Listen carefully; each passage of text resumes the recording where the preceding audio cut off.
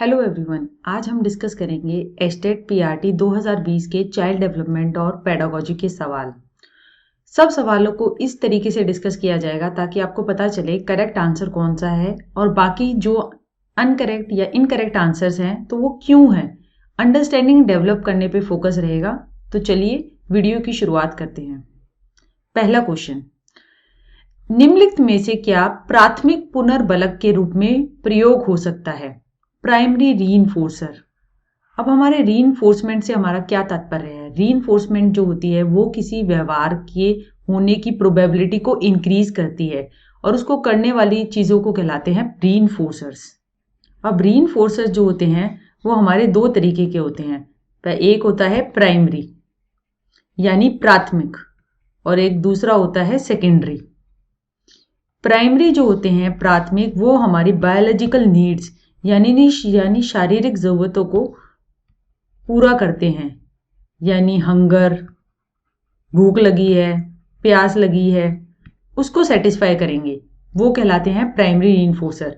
और सेकेंडरी रीइंफोर्सर जो होते हैं वो प्राइमरी रीइंफोर्सर्स को यूज करते हुए बिहेवियर को शेप करते हैं।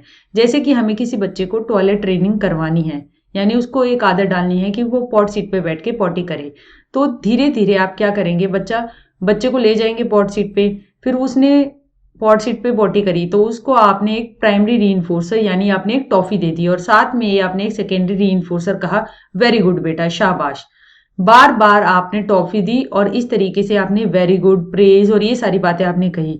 तो ये जो वेरी गुड और प्रेज है ये प्राइमरी रीइंफोर्सर यानी कि जो आप टॉफी दे रहे हैं उसको यूज करते हुए बिहेवियर को शेप कर रहा है, बच्चे की टॉयलेट ट्रेनिंग दे रहा है। तो एक पॉइंट के बाद आपको प्राइमरी रीइंफोर्सर, आप टॉफी को हटा दीजिए और बच्चे ने टॉयलेट करा, सही से किया, तो आपने उसको कहा वेरी गुड। तो जो ये वेरी गुड कहना, प्रेज कहना, ये अपने आप में बिहेवियर करने के लिए बच्चे को प्रोत्साहित करेगा, रीइंफोर्स करेगा। तो ये दोनों चीजें तो कहलाएंगी हमारी सेकेंडरी रीइंफोर्समेंट के सेकेंडरी रीइंफोर्सर्स। और बिस्किट जो कि हमारी भूख को शांत करता है, एक बायोलॉजिकल नीड को शांत कर रहा है, तो वो कहलाएगा हमारा प्राथमिक पुनर्बलक। तो इसका आंसर है बिस्किट। प्रेजिंग, प्रशंसा करना, और वेरी, बहुत अच्छा कहना, ये दोनों सेकेंडरी है और नन ऑफ दिस इसका आंसर नहीं है। दूसरा सवाल, स्कैफोल्डिंग का कंसेप्ट किसने दिया? अब हम समझते हैं स्कैफोल्डिंग है क्या। स्कैफोल्डिंग है जैसे कि आप माने कि एक बच्चा एक सवाल को खुद से इतना कर पाता है, यानी ये उसका एक्चुअल डेवलपमेंट लेवल है, मगर किसी ज्यादा इंटेलिजेंट पर्सन से, यानी मोर नॉलेजेबल एडल्ट, टीचर हो सकती है या उसका कोई पीयर साथी हो सकता है जो कि ज्यादा ज्ञान रखता है, उसने उसकी मदद करी, उसको आंसर नहीं बताया मगर उसको एक स्कैफोल्ड, एक सीढ़ी प्रोवाइड करी। उसके बाद उसका डेवलपमेंट लेवल यहां तक आ गया, वो यहां पे रीच कर गया, ठीक है, यहां पहुंच गया। तो इन लोगों ने सीढ़ी का काम किया, उसके विकास को बढ़ाया, उसको मदद की। ये कॉन्सेप्ट है। और ये जो एरिया है ना, ये यहां से लेकर यहां तक जाना, ये एरिया, क्षेत्रफल, ये कहलाता है ZPD, zone of proximal development. और जो बेस लाइन होती है जहां से शुरुआत हुई है वो एक्चुअल डेवलपमेंट लेवल है। और जो पहुंच सकता है तो लेवल ऑफ पोटेंशियल, उसका कितना वो पोटेंशियल डेवलपमेंट हो सकती है, ऊपर वाले को कहते हैं कि जहां पर वो पहुंच सकता है। उसके लिए मदद की है टीचर ने या फिर और ज्यादा होशियार दोस्त, साथी, जिसको ज्यादा ज्ञान है। वो सीधा आंसर नहीं देते मगर वो मदद प्रोवाइड करते हैं। तो इस मदद प्रोवाइड करने को कहलाता है स्कैफोल्डिंग। और ये कॉन्सेप्ट जो दिया था ये लीव वाइगोत्स्की ने दिया था, जो कि एक रशियन साइकोलॉजिस्ट थे। तो इसका आंसर है वाइगोत्स्की। तीसरा सवाल, निम्न अंकित में से किसका अध्ययन मनोविज्ञान एवं शिक्षण शास्त्र के प्रतिच्छेद बिंदु पर है? यानी कि साइकोलॉजी जो कि हमारी स्टडी है व्यवहार की, और पेडागोजी, अगर पेडागोजी आपको समझ में नहीं आ रहा तो आप हिंदी में देखिए शिक्षण शास्त्र, यानी कि शिक्षा क्या है, कैसी देनी चाहिए, क्या बच्चों की लर्निंग नीड्स होती है, टीचिंग इन्वायरमेंट क्या होता है, कैसे क्या सब करना चाहिए। तो इन दोनों का इंटरसेक्शन हम किस सब्जेक्ट के अंदर पढ़ते हैं, वो हम पढ़ते हैं, जो कि आप सबकी बुक्स में भी है, जो कि आपने अपने किसी भी टीचिंग कोर्स जो आपने किया होगा उसके अंदर आपने अच्छी तरह पढ़ा है और उसी से रिलेटेड आपके सवाल आ रहे हैं। आप देख रहे हैं ना, ये CDP है, चाइल्ड डेवलपमेंट एंड पेडागोजी, तो वो कहलाता है हमारा एजुकेशनल साइकोलॉजी। और ये इसके अंदर आप पढ़ेंगे, ये साइकोलॉजी लिखने का तरीका है, इसे साई कहते हैं, और ये जी वाई हो गया। ज़्यादातर कई बार मैं इस सिंबल को यूज़ करूंगी तो इसलिए आपको बता रही हूँ। तो वो कहलाता है शिक्षा मनोविज्ञान। शिक्षा का मनोविज्ञान, शिक्षा क्या होती है, कहाँ देनी चाहिए, बच्चों का लर्नर अधिगम क्या होता है, अधिगम की क्या क्या अवस्थाएं होती हैं, क्या क्या चरण होते हैं, बच्चों का विकास क्या होता है, कैसे बच्चा जो है उसकी कॉग्निटिव डेवलपमेंट होती है, प्री ऑपरेशनल बच्चों के साथ हमें कैसे, छोटे बच्चों के साथ हमें आसपास के वातावरण को यूज करते हुए दिखते हुए सामान को यूज करना चाहिए, और कैसे कैसे बच्चे की चिंतन में फर्क आता चला जाता है, और कैसे कैसे वो कॉन्क्रीट से एब्स्ट्रैक्ट की तरफ उसकी थिंकिंग चली जाती है। ये सब मोटिवेशन क्या है, ये सब यानी कि बच्चे को कैसे हमें प्रेरित करना है, तो ये सब स्टडी किया जाता है एजुकेशनल साइकोलॉजी में। इसका आंसर ये है।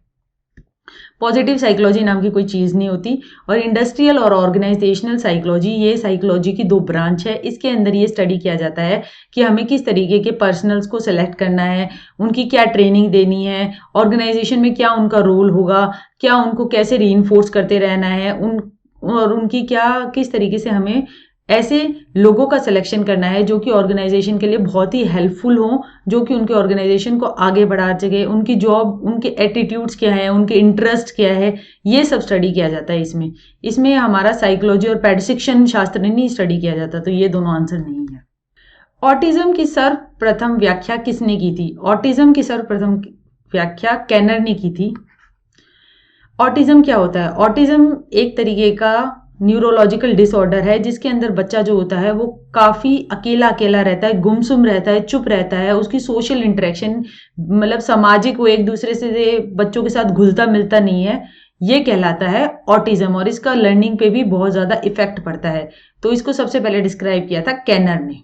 काफी इंफॉर्मेटिव क्वेश्चन है ये, यानी पिन पॉइंट है, जिसको समझ में याद होगा कि तो वही इसका आंसर कर पाएगा।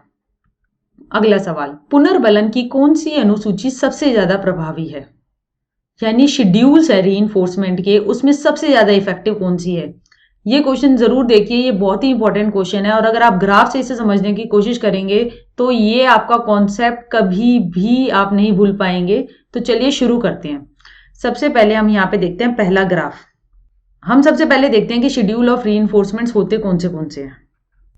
शेड्यूल ऑफ रीइंफोर्समेंट 4 तरीके के होते हैं। एक होता है FI यानी फिक्स इंटरवल, यानी कि एक निश्चित समय सीमा, निश्चित अंतराल के बाद आपने जो है आपने पुनर्बलन दिया है। जैसे कि अगर हम देखें कि एक आदमी है, उसको 2 हफ्ते के बाद ही पेमेंट मिलती है, तो वो काम को चाहे जल्दी करे चाहे धीरे करे, कैसा भी करे, उसको पेमेंट जो है वो 2 हफ्ते बाद मिलेगी। यानी फिक्स इंटरवल है, टाइम उसका फिक्स है। तो जैसे जैसे जो पे का डे, उसका तनख्वाह का दिन आने लगेगा, तो उसका काम जो है वो बढ़ता चला जाएगा, तो ऊपर बढ़ेगा। और जैसे उसको रीइंफोर्समेंट यानी तनख्वाह मिल गई, फिर उसका काम नीचे आ गया। और जैसे जैसे दोबारा उसकी तनख्वाह वाला दिन पास आता रहेगा, क्योंकि तनख्वाह का दिन तो 2 हफ्ते बाद है, तो ऐसे जैसे 2 हफ्ते से के पास आने लगेगा, तो ऐसे ऐसे उसका काम बढ़ने लगेगा। और फिर जैसी तनख्वाह मिल गई फिर गिर गया। तो इसके अंदर स्कैलॉप्ड रिस्पॉन्स पैटर्न होता है। स्कैलॉप्ड का मतलब है कि ऊपर चढ़ता है और फिर धड़ाम से नीचे गिर जाता है। तो ये तो हो गया हमारा फिक्स इंटरवल, यानी एक निश्चित समय सीमा के बाद आप पुनर्बलन दे रहे हैं। इसके बाद है वेरिएबल इंटरवल। वेरिएबल इंटरवल का मतलब है अस्थिर समय के बाद आप दे रहे हैं। जैसे कि आपने एक लिफ्ट देखी, एक लिफ्ट में आपको ये नहीं पता, आपने लिफ्ट प्रेस की, अब 10 फ्लोर का मान लीजिए एक बिल्डिंग है, वो 10वें फ्लोर पे है लिफ्ट, एक शायद दूसरे फ्लोर पे है, तो एक वेरिएबल इंटरवल है, उसको आने में टाइम 10वें से ज्यादा लगेगा और पहले से कम लगेगा अगर उसे ग्राउंड फ्लोर पे आना है। मगर आप बार बार प्रेस किए जा रहे हैं उसको, बटन को, तो उससे तो कुछ होना नहीं है। एक वेरिएबल इंटरवल है, उसका टाइम पता है कि इसमें इतना लगेगा, इसमें इतना लगेगा, तो वो इंटरवल फिक्स तो नहीं है, मगर आपको रीइंफोर्समेंट चाहिए, आपको लिफ्ट बुलानी है। तो अब ये है कि एलिवेटर इस बार आ गया, यहां पर आया, ठीक है, क्योंकि वो उसके बाद एलिवेटर जो है यहाँ पर ऊपर था तो टाइम लगा के आया, फिर सेकंड पे था, थर्ड पे था, मतलब इस तरीके से रीइंफोर्समेंट आपको मिलती रही। तो स्टेडी रिस्पॉन्स पैटर्न है, मतलब लगभग रीइंफोर्समेंट का रिस्पॉन्स पैटर्न ऐसा रहता है कि जो स्टूडेंट है या फिर मतलब जो भी कर रहा है तो उसको पता है कि हाँ निश्चिंत है कि आ ही जाएगी। तो मतलब एक तरीके से इस तरीके का पैटर्न होता है। ऐसा नहीं है कि बहुत ज्यादा वो एक्साइटेड हो गया और फिर एकदम से वो गिर गया, ऐसा नहीं है। एक स्टीडी रिस्पॉन्स पैटर्न का ग्राफ मिलता है इसमें। अब इसके बाद है फिक्स्ड रेशो। फिक्स्ड रेशो का मतलब है कि आपको जैसे कि कहा गया कि आप 10 लिफाफे बना लेंगे तो उसके बाद आपको जो है रीइंफोर्समेंट मिलेगी, यानी आपको इतना पैसा मिलेगा इतने लिफाफे बनाने के बाद। ठीक है, तो इसका कोई इंटरवल पे फिक्स नहीं है। किसी को 10 लिफाफे बनाने, वो एक ही दिन में बना ले, 2 दिन में बना ले, ऐसा कुछ नहीं है। तो काम के अनुसार जितना काम है तो उस हिसाब से आपको पैसा मिल रहा है। तो अब इसके अंदर क्या होता है, यहाँ पे आ गया जैसे कि देखा जाए, हमने देखा 100 लिफाफे बनाने हैं तो 100 लिफाफे बनाए, फिर जैसे ही हमारी रीइंफोर्समेंट मिल गई तो ग्राफ जो है वो नीचे गिर गया। ठीक है, फिर आपको दोबारा बनाने हैं तो फिर दोबारा ऊपर की ओर चढ़ा। ये कहलाता है पोस्ट रीइंफोर्समेंट पोज, यानी रीइंफोर्समेंट मिलने के बाद जो पोज आ गया, जो कि ग्राफ नीचे की ओर गिर गया, ये ऐसे ढलान आई, तो ये कहलाता है पोस्ट रीइंफोर्समेंट पोज। और ये फिक्स रेशियो में देखा गया है कि एक काम करने के बाद अब दोबारा आपको उस काम पे लगना है तो आप थोड़ा सा बीच में ब्रेक ले लेते हैं। कई बार देखा जाता है कि एक लेंथी असाइनमेंट टीचर ने दिया, कोई बहुत बड़ा प्रोजेक्ट लिया, तो ठीक है बच्चों ने वो काम किया, असाइनमेंट पूरा करने के बाद अब दूसरे असाइनमेंट में वो एकदम से तो नहीं लग पाते। जैसे आप एस्टेट का एग्जाम हुआ और आपको एकदम से कहा जाए चलो रीट की तैयारी, अब अगले ही हफ्ते रीट की है, तो वो एकदम नहीं होगा ना। तो आपने एक पोस्ट रीइंफोर्समेंट पोज आया, ये नीचे की ओर ग्राफ गिरा, उसके बाद दोबारा लग गए, तो यही फिक्स रेशियो के अंदर होता है। और सबसे ज्यादा स्टीडी हाई रिस्पॉन्स पैटर्न जो देखा गया है वो देखा गया है वेरिएबल रेशो में।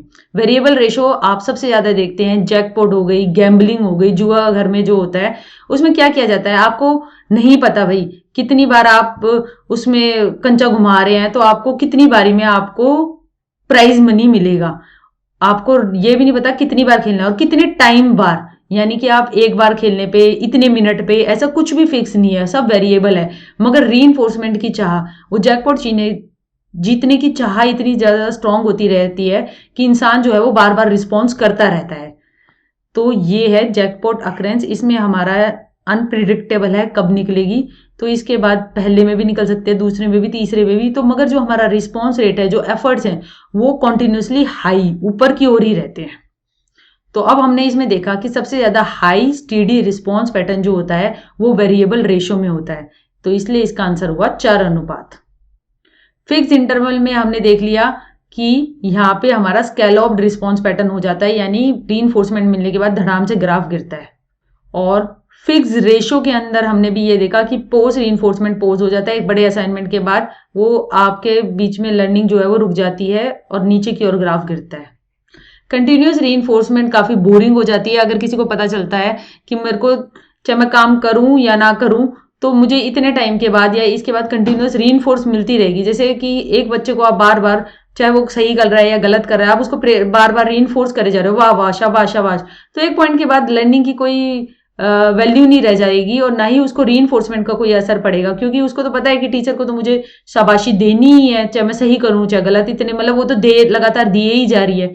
तो इसका तो लर्निंग ये इफेक्टिव नहीं है कंटिन्यूअस। तो सबसे ज्यादा इफेक्टिव है वेरिएबल रेशो, चर अनुपात। इन चारों ग्राफ्स को ध्यान से देखिए, पेपर में ऐसे ग्राफ देके क्वेश्चन भी आ सकता है जितना मुझे लगता है। तो ये फिक्स इंटरवल का है, एफ आई यानी फिक्स इंटरवल, वी आई यानी वेरिएबल इंटरवल जिसमें टाइम अलग अलग वेरी कर रहा है, एफ आर यानी फिक्स रेशो यानी कि आपने एक फिक्स रिस्पॉन्स के बाद आपको रीइंफोर्स किया जा रहा है, वी आर यानी वेरिएबल रेशो, आपको पता ही नहीं है कि कब आपको रीइंफोर्समेंट मिलेगी, एक अनिश्चितता बनी हुई है इसके अंदर। और यही सबसे ज्यादा कारगर सिद्ध हो रही है, जो कि बहुत सारे एक्सपेरिमेंट में करके देखा गया। किसने बिलीव किया था कि बच्चों का दिमाग जो है वो एक टेबुला रासा है, यानी खाली स्लेट है जिसके ऊपर एक्सपीरियंस से बहुत कुछ लिखा जा सकता है। यानी बच्चा अपने आप में कुछ लेकर पैदा नहीं हुआ, उसको जैसा वातावरण प्रोवाइड करोगे और जैसे एक्सपीरियंस दोगे तो उस तरीके से आप उसकी लर्निंग और उसके अंदर अंडरस्टैंडिंग डेवलप करोगे। ये जॉन लॉक ने कहा था। इसका आंसर है जॉन लॉक। सीधा डायरेक्ट क्वेश्चन है, निम्नलिखित में से कौन सी व्यक्तित्व मापन की मनोविश्लेषणात्मक विधि नहीं है? हमें देखना है कि जो विधि नहीं है। सबसे पहला है फ्री एसोसिएशन। फ्री एसोसिएशन के अंदर क्या किया जाता है, ये तो फ्रॉइड भी काफी यूज करता था कि जो अपना पेशेंट आता था उसको एक अपने सोफे पे लेटा देता था और उससे कहता था जो मन में आ रहा है, कुछ भी, जो भी तुम्हारे विचार आ रहे हैं तो बोलो। तो इस तरीके से अंदर जो छुपे हुए अनकॉन्शियस में उसके विचार होते थे तो वो उसे बता देता था। तो फ्री एसोसिएशन तो टेक्निक है, तो ये तो आंसर नहीं हो सकता। वर्ड एसोसिएशन, वर्ड एसोसिएशन शब्द साहचर्य का मतलब ये है कि जैसे कि आपको कोई एग्जाम्पल के रूप में दिया जाए, जैसे आपको दिया जाए कि दीपिका पादुकोण, उसको सोचते हुए आपके दिमाग में आया जैसे सुंदर, तो इस तरीके से आपके अनकॉन्शियस में उसको लेकर जो विचारधारा है तो वो वर्ड्स एसोसिएट आपने उससे किए और आपने बता दिए। तो आप ये भी एक तरीके के अनकॉन्शियस को, यानी जो दबी हुई भावना विचार है उसको बाहर निकालने का तरीका है। तो वर्ड एसोसिएशन तो है, तो ये भी आंसर नहीं हो सकता। हमें तो वो बताना है जो नहीं है। ड्रीम एनालिसिस, स्वप्न विश्लेषण, स्वप्न विश्लेषण को एक तकनीक माना गया है। इसके अंदर स्वप्नों को विश्लेष किया जाता है, यानी कि आप जो सपने देख रहे हैं उनको माना जाता है कि जो आप असल की जिंदगी में नहीं कर पाते, कॉन्शियस स्टेट में नहीं कर पाते, आप सपनों में उन छिपे हुए भावनाओं को, विचारों को, वासनाओं को, उनको पूरा करने की कोशिश करते हैं। तो उन ड्रीम्स को एनालाइज करके अनकॉन्शियस के अंदर आपके दबे हुए कोई चीजें हैं जो कि आपको तंग कर रही हैं, तो उनको निकाला जा सकता है, उनको कॉन्शियसली देखा जा सकता है। तो ये तो टेक्निक है, हमें बतानी है जो नहीं है। इंटरव्यू, इंटरव्यू टेक्निक नहीं है, क्योंकि साक्षात्कार में आप डायरेक्ट एक क्वेश्चन पूछेंगे और उसके अंदर कॉन्शियस से, यानी कि आप सूझबूझ से, और जो आपका अभी दिमाग है, मतलब आप काफी कॉन्शियस है, आप बिल्कुल सोच समझ के जवाब दे रहे हैं, आपके अनकॉन्शियस में छिपी हुई जो बातें हैं वो तो सामने नहीं आ रही। और साइको एनालिटिकल मेथड जो मेनली होते हैं वो हमारे अनकॉन्शियस को रिलीव करते हैं, यानी जो छिपी हुई है उन चीजों को बाहर लाते हैं। इंटरव्यू में तो कॉन्शियसली आप आंसर देंगे कि अगर ये सुन रहा है, अरे, तो आप अपने आंसर्स को मैनिपुलेट भी कर सकते हैं। तो इसका आंसर है इंटरव्यू। कोलर ने रिसर्च की थी सुल्तान के साथ, वो क्या सपोर्ट करती है, कौन सा थ्योरेटिकल व्यू लर्निंग का सपोर्ट करती है।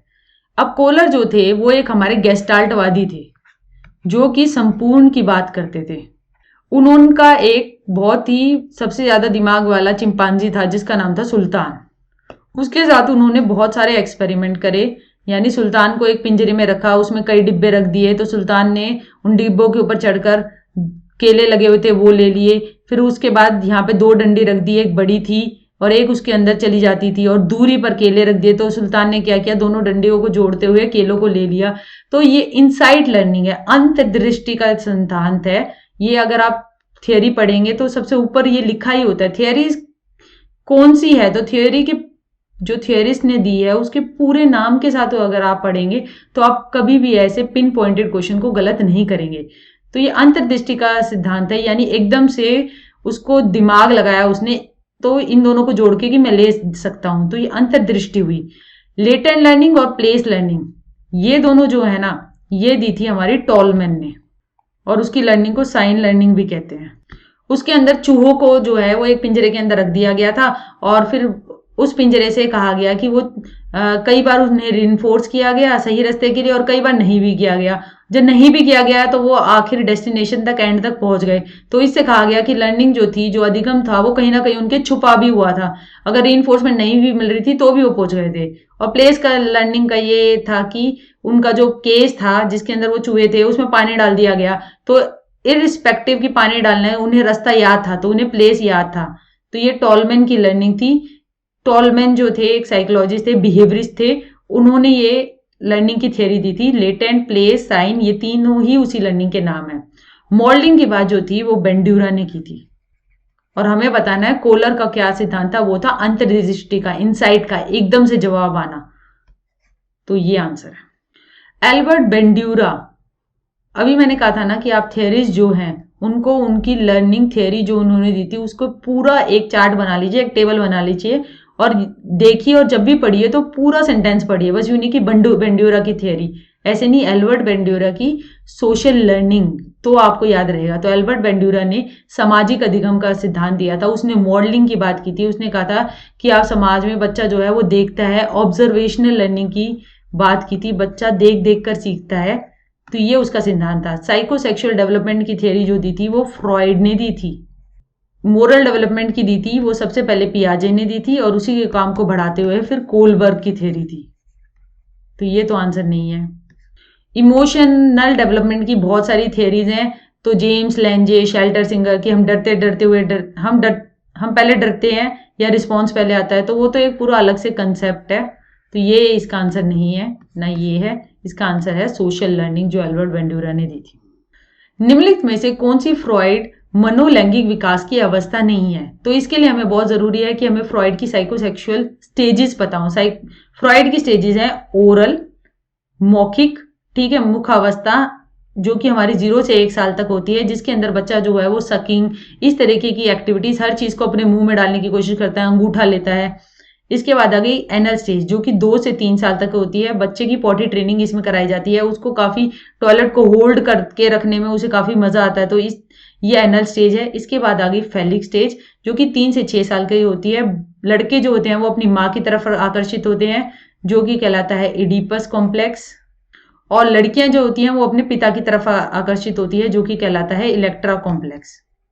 लेटेंसी स्टेज होती है वो 6 साल से लेकर जब तक प्यूबर्टी नहीं आती, एडोलेसेंस नहीं आता, तब तक होती है। इसके अंदर बच्चे के अंदर सिर्फ सेम सेक्स पेयर्स के साथ खेलता है वो, यानी कि अपने, अगर लड़की है तो वो लड़कियों के साथ ही खेलेगी, लड़का लड़कों के साथ ही सबसे ज्यादा टाइम स्पेंड करेगा। जेनाइटल स्टेज ये है कि जैसे एडोलेसेंस आ गए तो उसके अंदर अपोजिट सेक्स की तरफ काफी अट्रैक्शन महसूस होता है, और जो इंडिविजुअल है वो ऐसी सेक्सुअल रिलेशनशिप्स फिर एस्टैब्लिश करता है।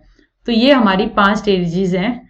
इसको याद करने का एक तरीका ये भी है, ओ, ए, पी और एल जी का टीवी। कई बार ऐसा होता है, ओ से ओरल तो आपको याद रहेगा, ए से एनल याद रहेगा, पी से फेलिक, फेलिक के अंदर इलेक्ट्रा और इडिपस कॉम्प्लेक्स, और एल जी का टीवी है, एल यानी लेटेंसी, जिसमें अपने सेम सेक्स पेयर्स के साथ रहता है, और जी यानी जेनाइटल। तो ओ, ए, पी, एल जी याद रखना। अभी हमने देख लिया, इसमें हमारी ओरल स्टेज तो है, हमें बतानी है कौन सी नहीं है। तो ओरल स्टेज तो है, तो ये आंसर नहीं हो सकता। लेटेंसी स्टेज भी है, तो ये भी आंसर नहीं हो सकता। एनल स्टेज भी है, तो ये भी आंसर नहीं हो सकता। प्री ऑपरेशनल स्टेज ये नहीं है, ये कॉन्सेप्ट तो पियाजे ने दिया था, तो इसका आंसर ये है। एक बच्चा कहता है कि माँ आज सूरज उदास है, वह निम्नलिखित में से पूर्व संक्रियात्मक चिंतन की किस सीमा की ओर संकेत कर रहा है? यानी कि जो नॉन लिविंग थिंग्स है उनको वो लिविंग थिंग्स की तरह देख रहा है, यानी कि वो समझ रहा है जैसे कि सूरज भी एक इंसान है, वो उदास है, उसके अंदर इमोशन है, तो ये चीज कहलाती है एनिमिज्म।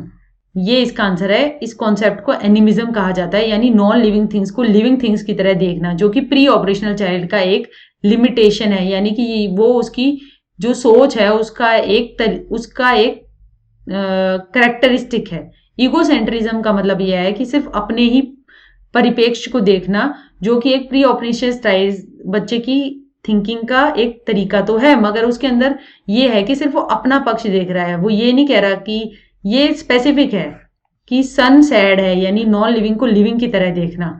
ईगोसेंट्रिज्म में सिर्फ अपनी बात को सही कहना वो कहलाता है, तो ये भी आंसर नहीं है। आइडियलिज्म और नेचुरलिज्म ये दोनों फिलोसॉफिकल थॉट है। आइडियलिज्म में कहा गया है आइडिया सुप्रीम है, और नेचुरलिज्म में कहा गया कि नेचर सुप्रीम है, और ये दोनों फिलोसफी के कॉन्सेप्ट है, साइकोलॉजी के नहीं है, तो इसलिए ये दोनों भी इसके आंसर नहीं है। इसका आंसर है एनिमिज्म। ब्रॉन ब्रेनर के जैव पारिस्थितिकीय मॉडल के अनुसार बच्चे के माता पिता और उसके भाई बहन आदि उदाहरण है। अब देखिए, ये है इंडिविजुअल यानी कि बच्चा, ठीक है, उसमें सबसे पहला आता है हमारा माइक्रो सिस्टम, ठीक है, माइक्रो चिप से आप याद कर सकते हैं, माइक्रो यानी सबसे छोटी। हमने देखा है कि बच्चे का परिवार उसकी प्राथमिक इकाई है, उसके आसपास वो उसका परिवार है, वो स्कूल है जिसमें वो जा रहा है, पीयर्स हैं, उसका नेबरहुड है, और रिलीजियस सेटिंग है, यानी कि वो अगर चर्च वगैरह में मंदिर में जा रहा है, तो ये सब इंडिविजुअल बच्चे को प्रभाव कर रहे हैं। ये माइक्रो है, ये सबसे सूक्ष्म तंत्र है। इसके बाद आता है मीजो सिस्टम। मीजो सिस्टम होता है इन सबका आपस में इंटरेक्शन, ठीक है। इसके बाद आता है एक्सो सिस्टम, और फिर आता है मैक्रो सिस्टम, और ये एक टाइम बाउंड जो चीज होती है, यानी समय के अनुसार ये कैसे परिवर्तित होते रहते हैं, वो कहलाता है क्रोनो सिस्टम। तो देखो, क्रोनो को याद करने के लिए तो वो सही है कि वो टाइम बाउंड है, कैसे कैसे ये समय के साथ साथ चीजें ये सारी बदलती चली जाती हैं, वो तो कहलाएगा क्रोनो सिस्टम। सबसे अंदर सबसे छोटी चीज इकाई वो है माइक्रो। उसके बाद आ गई मीजो, उसके बाद आई एक्सो और उसके बाद आई मैक्रो। मैक्रो के अंदर हमारी आइडियोलॉजी होती है, यानी कि किस तरीके की विचारधारा रखते हैं। जैसे जैसे बच्चा बड़ा होता जाता है उस तरीके के बिलीव क्या क्या हैं, क्या क्या रीति रिवाज हैं, क्या क्या एटीट्यूड है। एक्सो सिस्टम के अंदर आते हैं मास मीडिया, टीवी में क्या देख रहा है, जैसे किसान आंदोलन अगर हो रहा है तो उसका वो किस तरीके से उसके बारे में सोच रहा है। वर्क प्लेस पे काम करते हुए किस तरीके का व्यवहार उसे मिल रहा है। नेबर अब कैसे बदल रहा है और कैसे फ्रेंड्स का रोल जैसे जैसे एज बढ़ती है वो चेंज होता रहता है। तो ऐसे ये ब्रेनर्स का कंटेक्चुअल व्यू है डेवलपमेंट का। जैसे जैसे डेवलपमेंट होती है तो बच्चा जो है माइक्रो, फिर मीजो यानी आपस में इंटरेक्ट, फिर एक्सो काम करने लग गया, मास मीडिया देखने लग गया, नेबरहुड आ गया, मैक्रो यानी अपनी आइडियोलॉजी बनाने लग गया, कुछ विचारधाराएं रह रहे हैं तो उन पे सवाल भी उठाने लग गया, तो वो मैक्रो। MMEM माइक्रो सबसे अंदर, मीजो, एक्सो, मैक्रो और समय के साथ क्रोनो। तो सबसे अंदर तो जो है वो तो माइक्रो है, तो इसका आंसर है माइक्रो सिस्टम, सूक्ष्म तंत्र।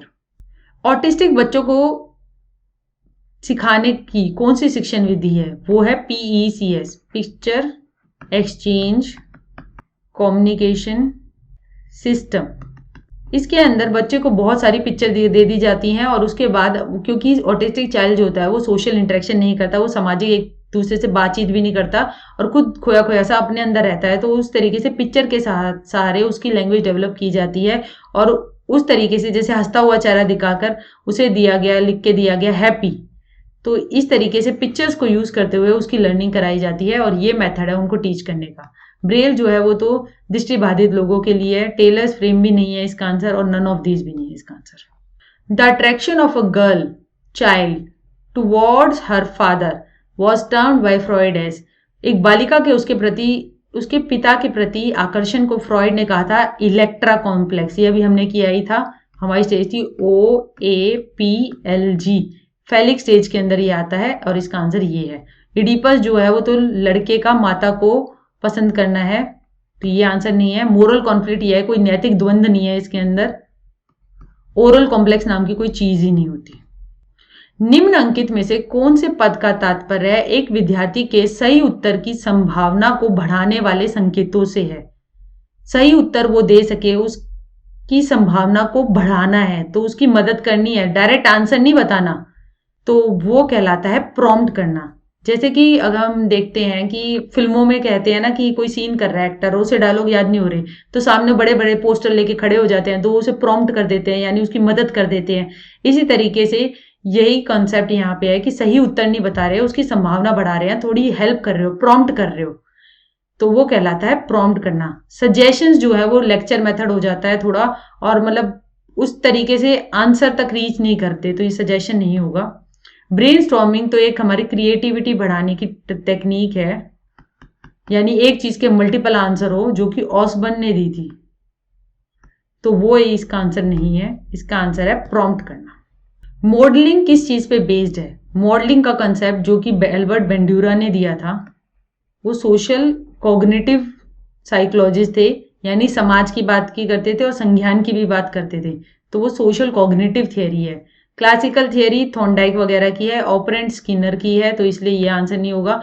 ट्रायल एंड एरर भी थॉर्नडाइक की है। क्लासिकल में हम पैवलोव की पढ़ते हैं, ठीक है, ऑपरेंट में हम स्किनर की पढ़ते हैं, ट्रायल एंड एरर में हम थॉर्नडाइक के पढ़ते हैं।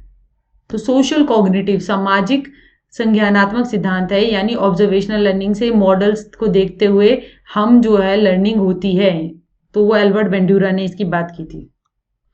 शेपिंग का कॉन्सेप्ट किसने दिया था? शेपिंग का कॉन्सेप्ट जो था वो स्किनर ने दिया था। उसने एक पिजन पे एक्सपेरिमेंट किया था कि कैसे उसको वो उसके बिहेवियर को शेप कर रहा था। जैसे कि अगर एक पाथ पे उसे चलाना था, एक रास्ते पे चलाना था, तो वो उसको जैसे जैसे वो चोंच मारता था तो उसको वो रीइंफोर्समेंट प्रोवाइड करता था, यानी उसे खाने के दाने देता था और धीरे धीरे वो उस पथ पर उसे चलाने लग गया।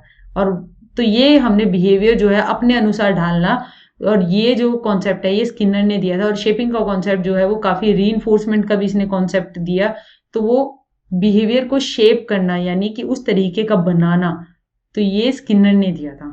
तो इसका आंसर थॉर्नडाइक भी नहीं है, पैवलोव भी नहीं है, और नन ऑफ दिस भी नहीं है। स्किनर है जिसने ऑपरेंट कंडीशनिंग की बात की थी। पियाजे द्वारा दिए गए संज्ञानात्मक विकास सिद्धांत के अनुसार निम्नलिखित में से किस प्रक्रिया में बच्चे अपने स्कीमा में संशोधन अथवा नए स्कीमा का निर्माण करते हैं। अब पियाजे ने बात की एडेप्टेशन की, यानी वातावरण के अनुसार अपने आप को ढालना, ठीक है। उसके अंदर उसने दो बात की, एक होता है एसिमिलेट और एक होता है एकोमोडेट। एकोमोडेट, अब एसिमिलेट जो होती है, जो हमारी इंफॉर्मेशन आती है ना, उसको आप अपने अंदर आत्मीकरण कर लेते हैं, यानी आत्मसात कर लेते हैं।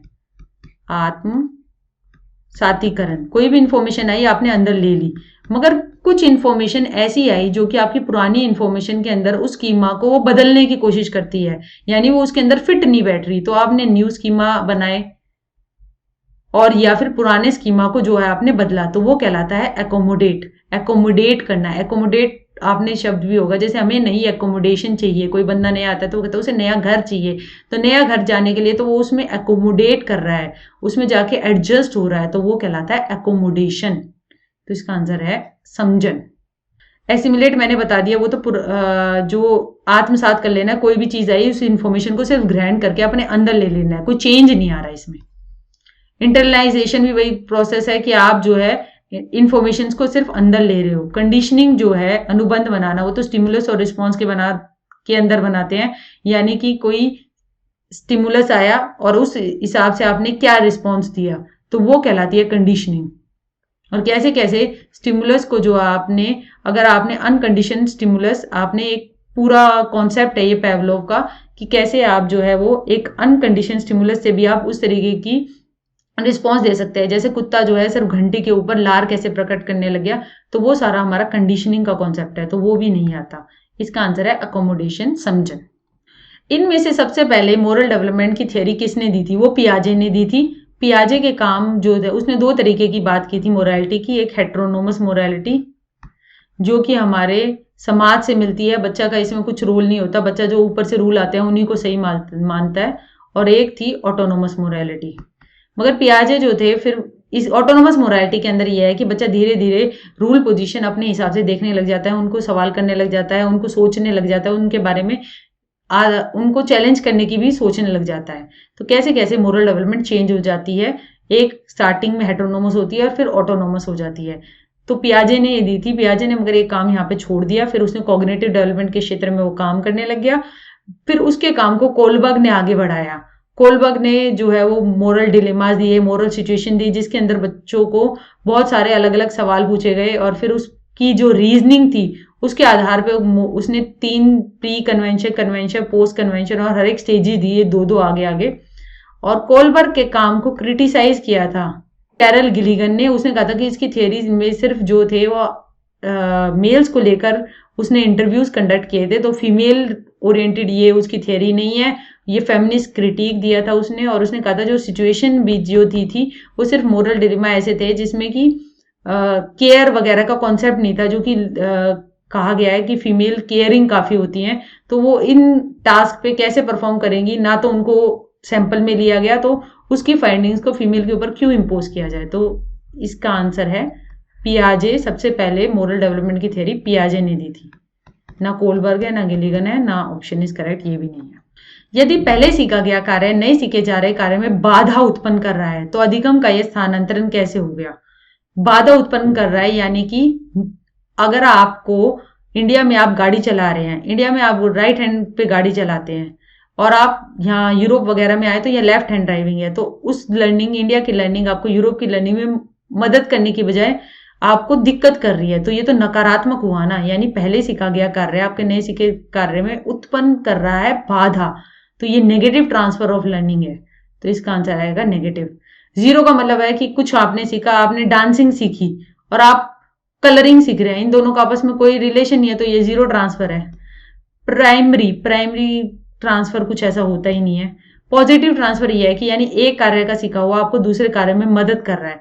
जैसे कि आप जो है साइकिल चलाना सीख के आप फिर स्कूटर चलाना सीख रहे हैं, तो मतलब आपकी कुछ प्रीवियस लर्निंग आपके दूसरे लर्निंग में मदद कर रही है, तो वो पॉजिटिव ट्रांसफर है। मगर इसमें तो मदद नहीं कर रही, तो इसका आंसर है नेगेटिव। एक पूर्व संक्रियात्मक स्तर के बच्चे की वह प्रवृत्ति जिससे वह किसी परिस्थिति में सिर्फ एक पहलू पर ध्यान देता है और अन्य पहलुओं की उपेक्षा करता है, तो उसको पियाजे ने कहा था सेंट्रेशन।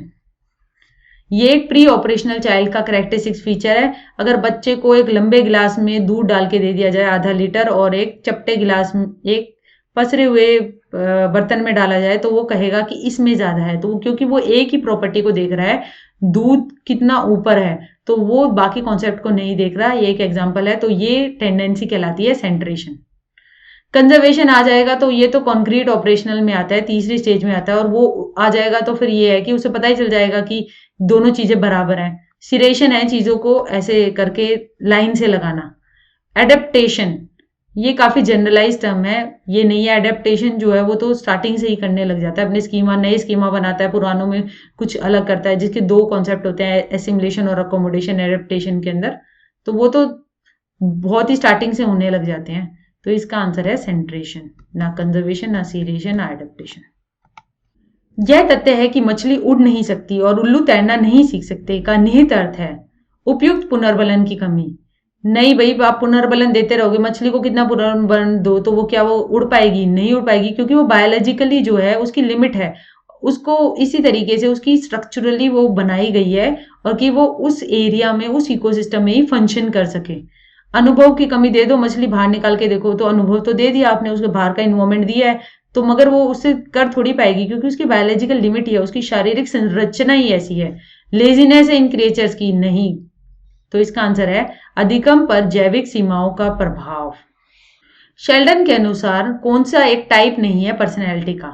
एंडोमॉर्फी, मीजोमॉर्फी, एक्टोमॉर्फी और एस्थोमॉर्फी। अब एक्टोमॉर्फी टी आ रहा है ना, तो टी से याद कर लीजिए थिन, यानी ये पर्सन जो होगा बहुत ही थिन होगा, काफी एक्टिव होगा। मीजोमॉर्फिक यानी कि थोड़ा ठीक ठाक, और एंडोमॉर्फी यानी मोटा पर्सन। इस तरीके से उन्होंने इसकी ये 3 टाइप्स ऑफ पर्सनैलिटी दी थी। एंडोमॉर्फी को कहा था काफी खुश मिजाज रहते हैं, एक्टोमॉर्फी को थिन, एक्टिव, क्रिएटिव थिंकर, इस तरीके से कहा था। एस्थोमॉर्फी कुछ नहीं होता, तो इसका आंसर ये है। The ability of class grouping develops during. अब क्लास में, वर्ग में समूह कर पाना वो डेवलप होता है हमारा कॉन्क्रीट में। कॉन्क्रीट ऑपरेशनल में आप देखिए कि बच्चा कंजर्वेट कर पाएगा, सीरेट कर पाएगा, क्लास ग्रुपिंग कर पाएगा। बस यहाँ पे जो बच्चा है ना, यहाँ पे बस एब्स्ट्रैक्ट थिंकिंग नहीं आती और प्रोपोजिशनल थिंकिंग नहीं आती, बस वो नहीं आता यहाँ पे, बाकी बच्चा लॉजिक भी यहाँ पे आ जाता है। तो इसका आंसर है कॉन्क्रीट ऑपरेशन से क्लास ग्रुप कर पा रहा है, यानी कि वो अगर बहुत सारे बच्चे को आम दे रखे हैं और बहुत सारे सेब दे रखे हैं तो वो इनको अलग अलग कर पा रहा है, इनको क्लासिफाई कर पा रहा है, तो वो कॉन्क्रीट ऑपरेशन स्टेज में करने लग जाता है मूर्त संक्रियात्मक अवस्था के दौरान। इनमें से ऑब्जर्वेशनल लर्निंग का कौन सा फीचर नहीं है, कौन सा कंपोनेंट नहीं है? Attention, retention, prep. अटेंड करना, ध्यान देना, यानी कि अगर रोटी बनानी किसी कोई सीख रहा है तो उसकी तरफ वो अटेंड करेगा, रिटेंड करेगा, यानी उसे रिटेन करने की कोशिश करेगा कि ऐसे किया, आटा बनाया, फिर ऐसे गोल लोई बनाई, और फिर प्रोड्यूस करने की कोशिश करेगा। प्रेपरेशन, प्रेपरेशन जो है वो कोई स्टेप नहीं है ऑब्जर्वेशन लर्निंग का। ये स्टेप जो है ये तो आप क्रिएटिव थिंकिंग के स्टेप में आता है, प्रेपरेशन उसका स्टेप है, वो ऑब्जर्वेशन लर्निंग का स्टेप नहीं है। तो इसका आंसर है preparation. Out of site, out of mind, मतलब दृष्टि से हटने के बाद मस्तिष्क से हट जाना। छोटे बच्चों के साथ जो सेंसरी मोटर स्टेज में होते हैं उनके साथ काफी किया जाता है, यानी उन्हें कोई, क्योंकि ऑब्जेक्ट परमानेंस तो वो रीच नहीं होता स्टार्टिंग में, तो वो उनको चीज दिखाई जाती है, वो कहते हैं अरे ये चिड़िया ले गई। तो ये अर्ली सेंसरी मोटर स्टेज में है, क्योंकि बच्चे के अंदर ऑब्जेक्ट परमानेंस डेवलप नहीं होता आरंभिक संवेदी गामक अवस्था में, जो सबसे स्टार्टिंग में होती है। बाद में तो ऑब्जेक्ट परमानेंस आ जाता है कि चीजें फिर भी सीज करती हैं, अगर वो सामने ना हो तो उसकी अंडरस्टैंडिंग होती है, मगर अर्ली सेंसरी मोटर स्टेज में नहीं होती। तो इसका आंसर ये है।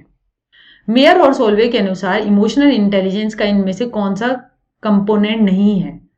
तो उसके अंदर इमोशनल इंटेलिजेंस का कंपोनेंट नहीं है, वो है कंस्ट्रक्शन ही है, क्योंकि हम इमोशन जो है, यानी कोई भी संवेग है, उसे हम देखेंगे, उसे हम परसीव करेंगे, देखेंगे, उसको हम अंडरस्टैंड करेंगे कि ऐसा अगर किसी चीज को देखकर गुस्सा आ रहा है तो क्यों आ रहा है, देखा, परसीव किया, अंडरस्टैंड किया, और फिर उस तरीके से उसको मैनेज करने की कोशिश करेंगे कि गुस्सा करना क्या सही है, क्या उचित है। तो उस तरीके से आप इमोशनली इंटेलिजेंट फिर बिहेव करोगे।